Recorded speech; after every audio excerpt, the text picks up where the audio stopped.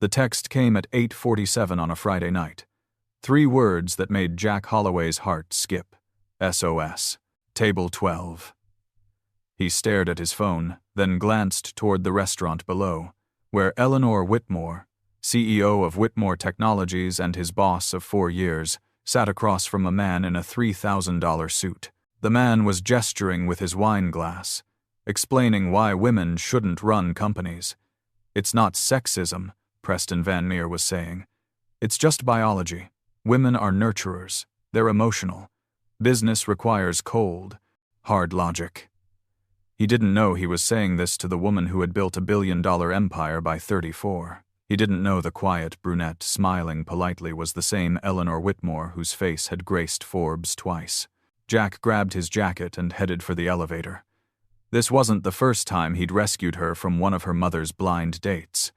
It wouldn't be the last, and as he walked into that restaurant to save his boss from another disaster, neither of them could have imagined where this rescue would lead. Jack grabbed his jacket from the back of his chair and took the elevator down 3 floors to the lobby restaurant, his mind already constructing the lie he would need to tell. This wasn't the first time Eleanor had summoned him to rescue her from one of her mother's matchmaking disasters. It wasn't even the 5th time.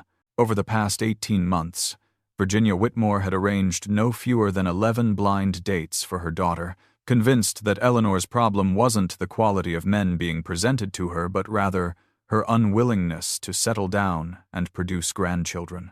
Jack had become remarkably skilled at emergency extractions. A crisis in the Singapore office, a server meltdown requiring immediate attention. Once, memorably, a fabricated fire drill that had required the entire restaurant to evacuate while Eleanor slipped out the back. He pushed through the frosted glass doors and immediately spotted her, seated near the window where the Manhattan skyline provided a backdrop that probably cost more per square foot than Jack's entire Brooklyn apartment. The man across from her was talking about something, gesturing broadly, and even from 20 feet away, Jack could see the way Eleanor's shoulders had crept up toward her ears. He approached the table with purpose, already arranging his face into an expression of controlled panic. The man looked up first, his eyes narrowing at the interruption. He was handsome in that generic, catalog model way that Jack had come to associate with the sons of old money. Strong jaw, perfect teeth, the kind of tan that came from winter ski trips to Aspen rather than actual outdoor labor. "I'm terribly sorry to interrupt," Jack said, not feeling sorry at all. "Miss Whitmore, there's been a situation with the Henderson account. Legal is asking for you specifically." Eleanor's relief was masterfully concealed. Only someone who had spent 4 years learning the micro-expressions of her face would have caught the slight relaxation of her jaw, the imperceptible lowering of her shoulders. "I see," she said, her voice carrying just the right note of professional concern. "How serious are we talking?" Jack met her eyes for just a moment longer than necessary. "Critical, I'm afraid. They're threatening to pull out entirely if we don't address their concerns tonight." The man across from her made a sound of irritation. "Surely this can wait," he said, directing the statement at Jack rather than Eleanor, as if Jack were the one making the decision. "We've barely finished our appetizers." Eleanor was already reaching for her purse. "I apologize, Preston. When a $300 million contract is on the line, appetizers become somewhat secondary." She stood, and Jack noticed she'd barely touched her wine. "Jack will make sure you're taken care of. The bill, of course, is on me." Preston's face had shifted from irritation to something uglier. "Your mother warned me you were married to your work," he said, and there was a dismissiveness in his tone that made Jack's hands curl into fists inside his pockets. "She said you just needed a man who could handle a strong woman. But I'm starting to think the problem isn't that you're strong. It's that you've forgotten what really matters." Eleanor smiled, and this time it was genuine, sharp as a blade. "You're absolutely right, Preston. I have forgotten. I've forgotten why I agreed to this in the first place." She turned to Jack. "Shall we?" They walked out together, past the hostess stand and through the lobby, neither of them speaking until they'd pushed through the revolving doors onto Fifth Avenue.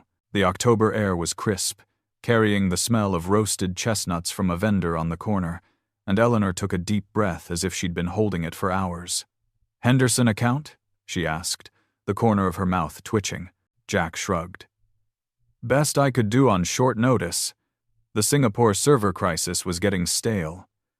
She laughed then, a real laugh that transformed her face from beautiful to something else entirely, something warm and unguarded that Jack had only seen a handful of times in 4 years. "Preston Van Meer," she said, shaking her head. "Third-generation real estate money. My mother found him at a charity gala. She said he had strong family values." Jack fell into step beside her as she started walking, no destination in mind, just movement. "I noticed he ordered for you," Jack said carefully. "The salmon, even though you mentioned twice that you don't eat fish." Eleanor glanced at him, something flickering in her eyes. "You noticed that?" It wasn't a question Jack knew how to answer honestly. Of course he'd noticed. He noticed everything about her. The way she tucked her hair behind her left ear when she was nervous. The way she always carried emergency flats in her purse because heels gave her blisters, but she refused to show weakness in the boardroom. The way she drank her coffee black until 4 in the afternoon, then switched to green tea because caffeine after 4 kept her up until 3 in the morning. He'd been noticing Eleanor Whitmore for 4 years, cataloging every detail, building a mental archive of her preferences and patterns and peculiarities. It was his job. That's what he told himself. It was his job to anticipate her needs, to smooth her path, to handle the 1,000 small crises that threatened to derail her days. If he happened to notice the way her perfume smelled like jasmine and vanilla, or the way her voice softened when she talked about her childhood dog, or the way she looked at him sometimes when she thought he wasn't paying attention. Well, that was just thorough professionalism.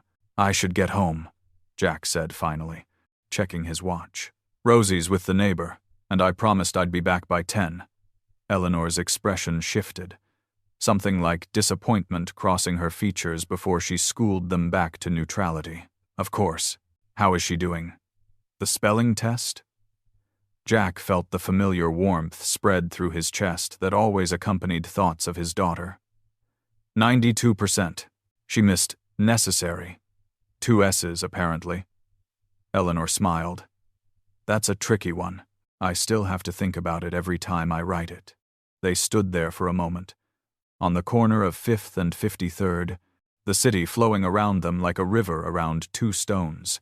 Jack was acutely aware of how close she was standing, close enough that he could smell that jasmine and vanilla, close enough that if he reached out, he could touch the strand of hair that had escaped from her careful updo. "Thank you," Eleanor said quietly, "for rescuing me. Again." Jack met her eyes. In the streetlight, they looked almost golden, and he had to remind himself forcefully that she was his boss, that she was a billionaire, that she existed in a world so far removed from his own that the distance between them might as well be measured in light years. "It's my job," he said. The words felt hollow even as he spoke them. Eleanor held his gaze for a long moment. Something flickered across her face, an emotion Jack couldn't quite name, something that looked almost like hurt before she schooled her features back to neutrality. Then she nodded, once, and something in her face closed off. "Right," she said. "Your job. Good night, Jack." She turned and walked toward the black town car that had materialized at the curb, her driver holding the door open. Jack watched her go, watched the car pull away into traffic, and wondered why doing his job had never felt so much like failing. He stood there for a long time after the taillights disappeared, the city moving around him, thinking about all the things he hadn't said, about how rescuing her had nothing to do with his salary and everything to do with the way his chest tightened every time he saw her smile, about how the best part of his day was those quiet moments in her office, reviewing schedules, anticipating her needs, existing in her orbit. But those thoughts were dangerous, and Jack Holloway had learned long ago that dangerous thoughts led to dangerous actions, and dangerous actions led to consequences he couldn't afford. Not when he had Rosie to think about. Not when Eleanor Whitmore was so far above him she might as well be the moon. 3 weeks later, Virginia Whitmore arranged another date. This time it was a tech entrepreneur named Bradley, who spent 45 minutes explaining blockchain to Eleanor as if she hadn't revolutionized the industry's approach to secure data transmission. Jack's rescue that night involved a fictional crisis with their European distributors. A week after that, it was Jeffrey, a hedge fund manager whose idea of conversation was listing his various properties in ascending order of square footage. Jack invented a system outage. Then came Marcus, a surgeon who referred to nurses as the help, and asked Eleanor what she'd done to maintain her figure at her age. The extraction that night didn't even require a lie. Jack simply walked up to the table, told Eleanor he needed her, and she left. They didn't discuss the implications of that phrasing. It became a routine, though neither of them acknowledged it as such. Virginia would arrange a date. Eleanor would attend out of some combination of filial obligation and dwindling hope, and inevitably, somewhere between the appetizers and the main course, Jack's phone would buzz with an SOS. Sometimes they went back to the office afterward, working late on projects that could have waited until morning, the silence between them comfortable and charged. Sometimes they walked, aimlessly wandering the city streets while Eleanor decompressed from whatever fresh horror her mother had unearthed. And sometimes, increasingly often, they ended up at the little diner 3 blocks from Eleanor's apartment, where the coffee was mediocre and the pie was transcendent, and nobody recognized the woman in the worn sweater as the face on the cover of Forbes. It was during one of these late-night diner sessions, over 2 slices of apple pie a la mode, that Jack learned about Eleanor's father. Robert Whitmore had died when Eleanor was 17, leaving behind a moderately successful software company and a mountain of debt that no one had known about. Virginia had been devastated, paralyzed by grief and shock, and Eleanor, barely out of high school, had taken her father's failing company and transformed it through sheer force of will into something empire-sized. She'd sacrificed her 20s to balance sheets and board meetings. She'd watched friends get married, have children, build lives that existed outside of quarterly earnings reports. And somewhere along the way, she'd stopped believing that someone could love her for anything other than her name on a building or her face on a magazine cover. "They see the company first," she told Jack that night, dragging her fork through melted ice cream. "Even the ones who aren't obvious gold diggers. They see Whitmore Technologies. They see the penthouses and the town cars and the net worth that Bloomberg likes to update every time our stock ticks up a percentage point. They don't see me." Her voice cracked slightly on the last word, and Jack had to grip the edge of the table to keep from reaching across and taking her hand.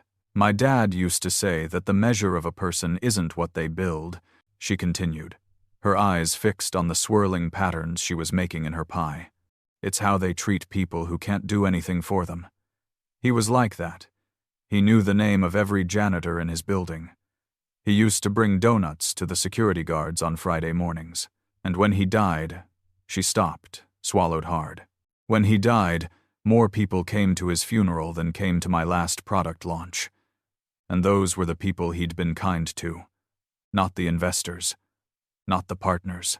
Just regular people who remembered that he'd seen them.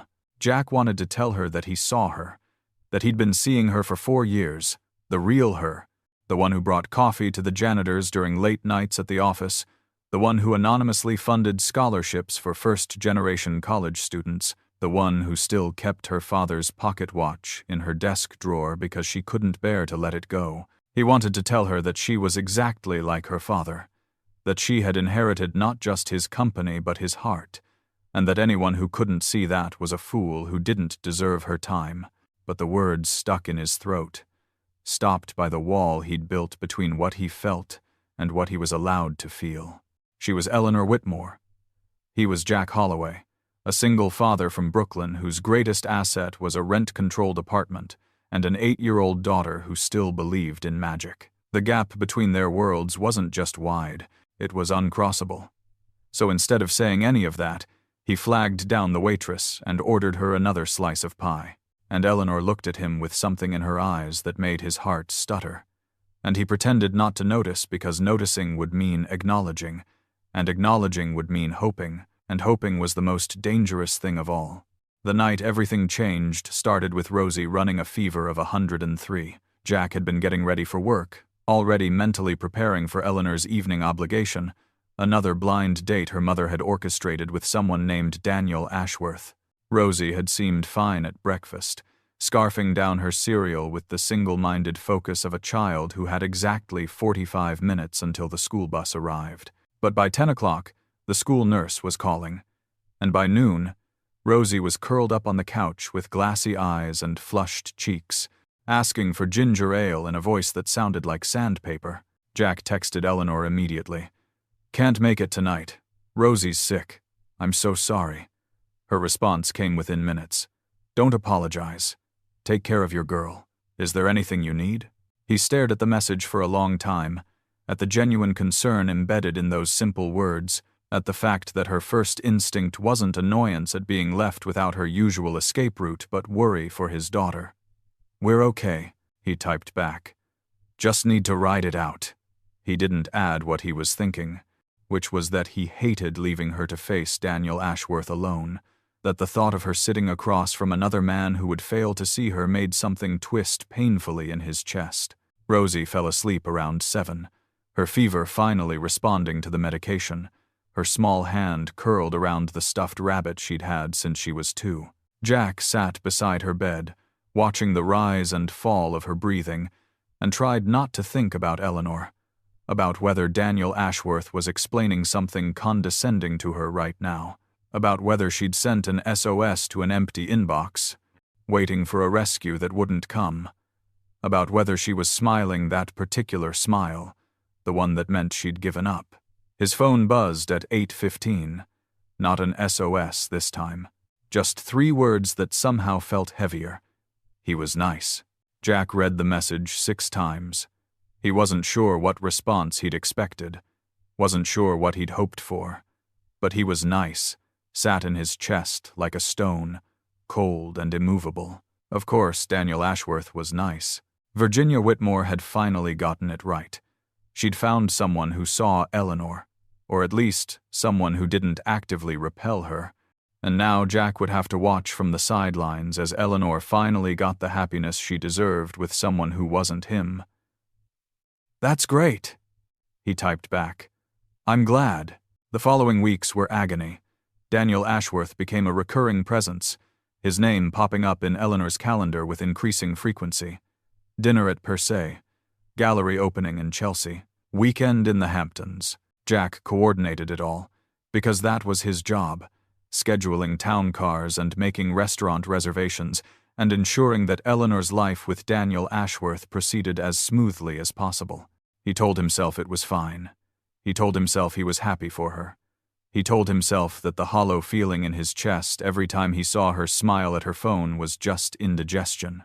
The hardest part was watching her light up. Daniel Ashworth, whatever his faults might be, made Eleanor laugh. Real laughs.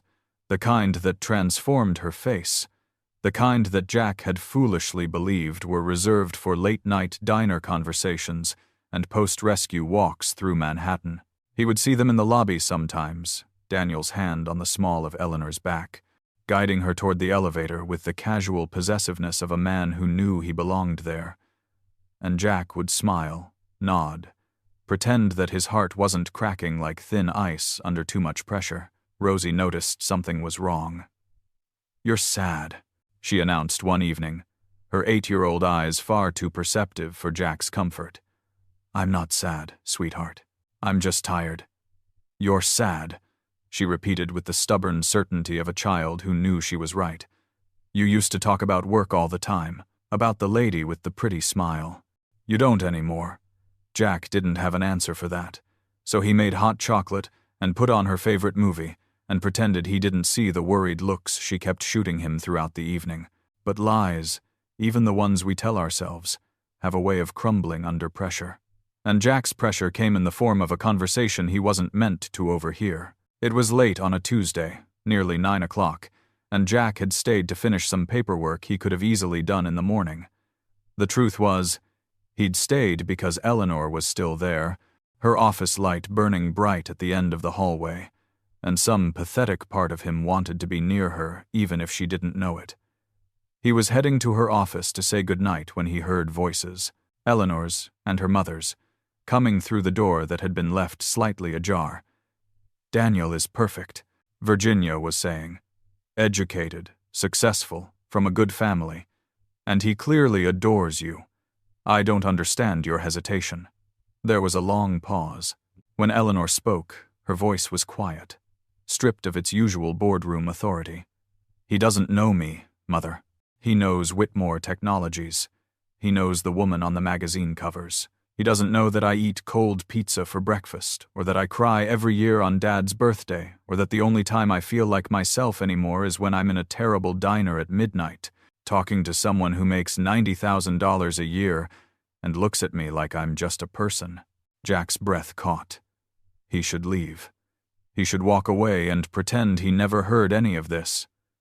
But his feet had stopped working, rooted to the carpet, his heart hammering against his ribs. Virginia's voice again, sharper now. "You can't possibly be talking about your assistant."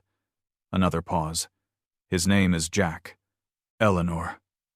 Virginia's tone had shifted from sharp to horrified. "He's an employee. He has a child. He's not even in the same universe as you financially. Whatever you think you feel, it's not real. It's gratitude, proximity. You spend too much time with him, and you've confused professional devotion with something more. And what if it is something more?" Eleanor's voice cracked on the question. "What if I've spent 4 years falling in love with a man who sees me more clearly than anyone ever has? What if every time he rescues me from one of your disasters, I wish he would ask me to dinner instead of walking me to a car and going home to his daughter? What if I'm not confused at all, Mother? What if I'm finally certain?" Jack stumbled backward, his mind reeling. He made it to the elevator on autopilot, his hands shaking as he pressed the button for the lobby. She loved him. Eleanor Whitmore, CEO of Whitmore Technologies, Billionaire, Forbes cover model, loved him. Jack Holloway, single father, Brooklyn resident, a man whose idea of a fancy dinner was ordering appetizers. The elevator doors closed, and Jack leaned against the wall, trying to breathe. He should be happy. He should be elated. The woman he'd been in love with for 4 years felt the same way, but all he could hear was Virginia's voice, listing all the reasons they didn't make sense. The employee, the child, the financial universe they didn't share, and the worst part, the part that made Jack want to punch through the elevator wall, was that Virginia was right. Not about the feelings being unreal, but about the impossibility of them. He was her employee. He did have a child. And Eleanor Whitmore deserved someone who could stand beside her at galas and charity events without feeling like a fraud, someone who could meet her mother's standards without the woman looking at him like something she'd scraped off her designer shoe. Jack didn't sleep that night. By morning, he'd made a decision. He wrote the resignation letter before dawn, the words bleeding onto the page like an open wound. He cited personal reasons, family commitments. He thanked Eleanor for the opportunity and wished her continued success. He didn't mention love.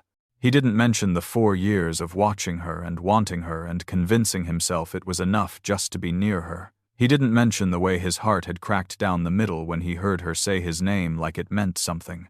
He submitted the letter at 7:30, before Eleanor arrived, leaving it with HR and requesting that they process it as quickly as possible. Then he cleaned out his desk, erasing 4 years of his presence in 45 minutes, and walked out of Whitmore Technologies for the last time. His phone started buzzing before he reached the subway. Eleanor. He didn't answer. It buzzed again, and again. By the time he was on the train heading back to Brooklyn, he had 17 missed calls and a text message that simply said, "Please don't do this." Jack picked up Rosie from school that afternoon, taking her for ice cream even though it was a Tuesday and ice cream was supposed to be a weekend treat. She chattered happily about her day, about the art project she was working on, about the boy who'd tried to steal her colored pencils, and the spectacular way she'd dealt with him. Jack listened, smiled, made appropriate sounds of encouragement, and tried not to think about the phone in his pocket that had finally stopped buzzing. They were walking home, Rosie's hand sticky with chocolate mint chip, when the black town car pulled up beside them. Eleanor stepped out, and she looked nothing like the composed CEO the world knew. Her hair was escaping from its braid. Her eyes were red-rimmed. She was wearing jeans and a sweater that Jack recognized as the one she kept in her office for late nights. "You can't just leave," she said, her voice unsteady. "You can't just submit a resignation letter and disappear and not even give me a chance to Ellie." It was the first time he'd ever used her nickname, the name her father had called her, the one she'd shared with him late one night over mediocre coffee and transcendent pie. "I heard you. Last night, you and your mother." The color drained from her face. "I love you too," Jack said, and the words felt like freedom and surrender all at once. "I've loved you for 4 years, but your mother is right.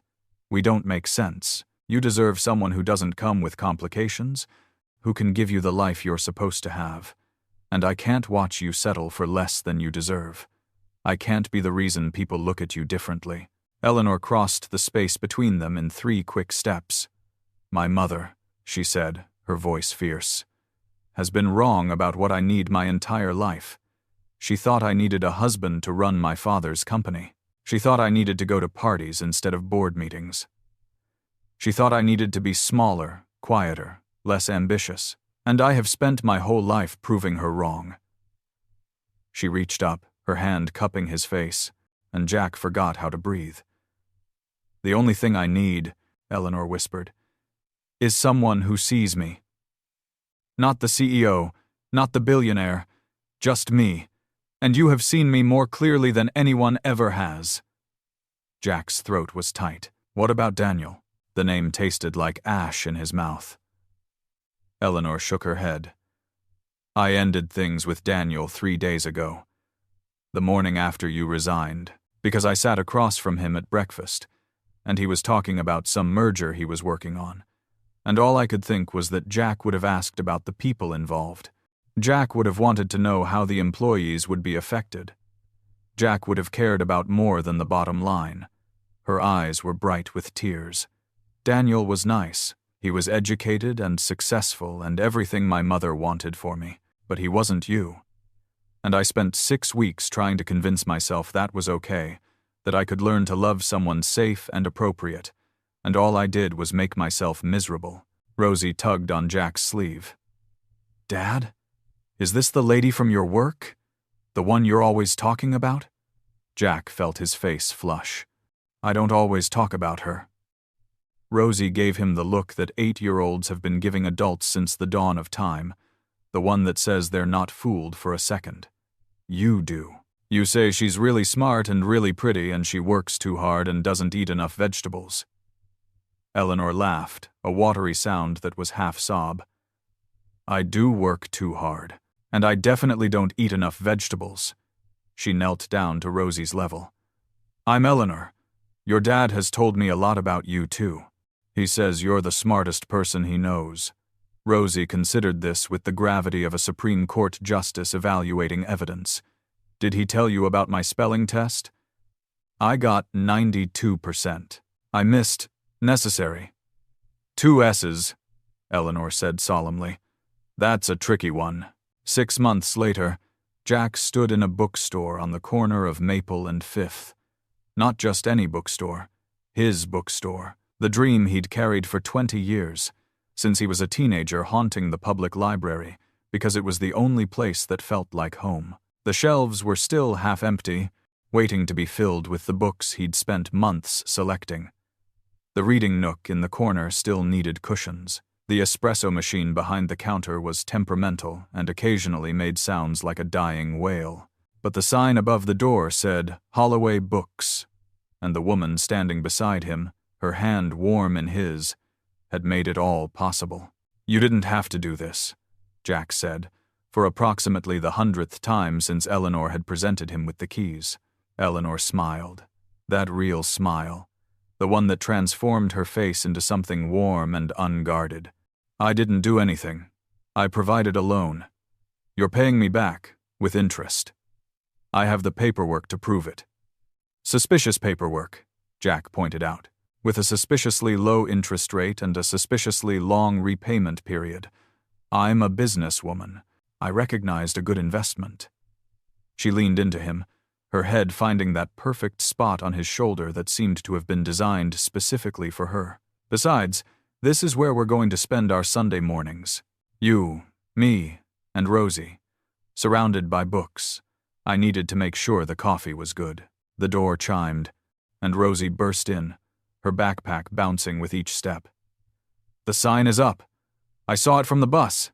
It's the best sign ever. She skidded to a stop in front of them, her face flushed with excitement. Can I help? Can I organize the kids section? Can I be in charge of recommendations? I give excellent recommendations. Jack scooped her up, even though she was getting too big for it, even though she would probably complain. You can be in charge of whatever you want. Including the espresso machine? Absolutely not. Worth a try. Eleanor watched them, something soft and aching in her expression. This was what she'd missed, Jack realized. All those years building an empire, all those charity galas and magazine covers and men who saw the corporation first and the woman never. She'd been missing this. Family. Belonging. The simple, profound joy of being seen. He set Rosie down and reached into his pocket. The ring was simple, nothing like the massive diamonds Eleanor could have had. A band of white gold with a single sapphire, the same color as Rosie's birthstone, because he wanted Eleanor to know that loving him meant loving all of him, daughter included. I know it's not much, he started. Eleanor's hands were over her mouth, her eyes bright with tears. And I know I can't give you what you're used to. I can't give you town cars and Hamptons weekends and… Jack. Eleanor's voice was barely a whisper. Stop talking and ask me. He got down on one knee, right there in his half-finished bookstore, with the temperamental espresso machine gurgling in the background and his daughter bouncing with barely contained excitement. Eleanor Whitmore. Will you marry me? Her answer was a kiss, fierce and tender, tasting of tears and coffee and everything Jack had never dared to dream of. When she pulled back, she was laughing, crying, radiant in a way that made Jack's heart feel too big for his chest. Yes, she said. 1,000 times yes. Rosie whooped and threw herself at both of them, and they stood there, tangled together in a group embrace, the late afternoon sun streaming through the bookstore windows. Later that evening, after Rosie had been put to bed and the bookstore had been locked up for the night, Jack and Eleanor sat on the fire escape of his Brooklyn apartment, watching the city lights flicker to life. My mother is going to have a conniption, Eleanor said, but she was smiling. Your mother is going to have to deal with it. Jack pulled her closer. I meant what I said, you know. I can't give you what you're used to. What I'm used to, Eleanor said quietly, is being alone in a penthouse that has never felt like home. What I'm used to is smiling at parties while people try to figure out what I can do for them. What I'm used to is being Eleanor Whitmore, CEO, instead of Ellie, who eats cold pizza and cries on her father's birthday and has been in love with her assistant for 4 years. She turned to face him, her eyes bright in the darkness. You gave me something I thought I'd never have, Jack. You gave me a place where I'm just a person, a family who loves me for who I am, not what I own. That's worth more than any town car or Hamptons weekend or diamond ring the size of my fist. Jack kissed her forehead, breathing in jasmine and vanilla, feeling the last of his doubts dissolve like morning frost. For the record, he said, I don't think I ever really rescued you. Eleanor raised an eyebrow. You didn't? No. I think maybe we rescued each other. She smiled, that real smile, the one he planned to spend the rest of his life earning. Yeah, she said softly. I think we did. Below them, the city hummed with life, millions of people living millions of stories. But right here, on this fire escape in Brooklyn, with a temperamental espresso machine and a half-finished bookstore and a little girl who gave excellent recommendations, Jack Holloway had found everything he never knew he needed.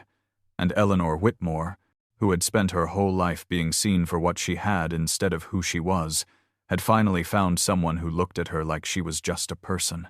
It was, Jack thought, the best kind of ending. The kind that was really just a beginning. The wedding was small, held in the back garden of a bed and breakfast upstate, with autumn leaves carpeting the ground and Rosie serving as both flower girl and ring bearer, because she'd insisted she could handle both jobs. Virginia Whitmore attended, her expression carefully neutral throughout the ceremony, though Jack caught her dabbing at her eyes when Eleanor said her vows. They'd reached an uneasy peace, he and Virginia. She still thought her daughter could do better, still occasionally made comments about financial incompatibility and social circles. But she'd also watched Eleanor transform over the past 6 months, watched the stress lines fade from her face, watched her laugh more freely than she had in years. And whatever Virginia's reservations, she wasn't blind. She could see that her daughter was happy. Eleanor kept her position as CEO, of course. She loved her work, loved the challenge and the creation and the knowledge that she was building something that mattered. But she also learned to delegate, to trust, to leave the office at 6 o'clock most days instead of 9. The penthouse apartment sat empty most weeks. They'd talked about selling it, but in the end, they kept it for the occasional late nights when Eleanor had early morning meetings and the commute from Brooklyn would have been too brutal. But home, real home, was the 3-bedroom apartment in Park Slope that they'd found together. It wasn't fancy.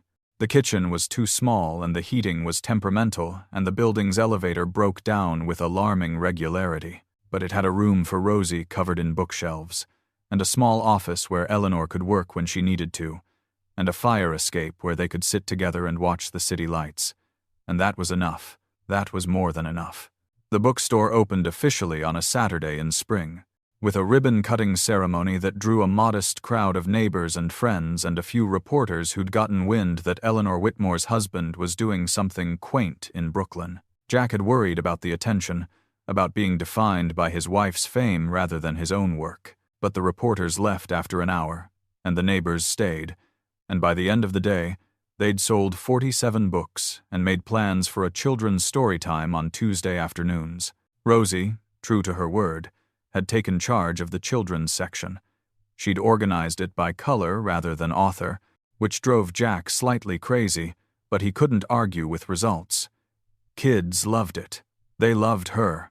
And watching his daughter light up as she pressed books into small hands and explained why this one was the best one, actually, the absolute best, made every moment of doubt worth it. On the first anniversary of their meeting at that terrible restaurant, Eleanor brought Jack back to the corner of 5th and 53rd. The chestnut vendor was still there. The city was still flowing past like a river, but everything else had changed. "Thank you," she said. The same words she'd spoken that night, standing in the same spot. "For rescuing me." Jack smiled, pulling her close. "I told you. I didn't rescue you." "I know. We rescued each other." She kissed him then, soft and sweet, and somewhere in the city, a horn honked, and the chestnut vendor called out his prices, and life continued its endless, chaotic dance around them. But right here, in this moment, with this woman in his arms and his daughter waiting at home with a new book recommendation and a bookstore that still smelled of fresh paint and possibility, Jack Holloway had everything he'd ever wanted, everything he'd ever needed, everything he'd once believed was impossible. And sometimes, he thought, the impossible was just another word for not yet.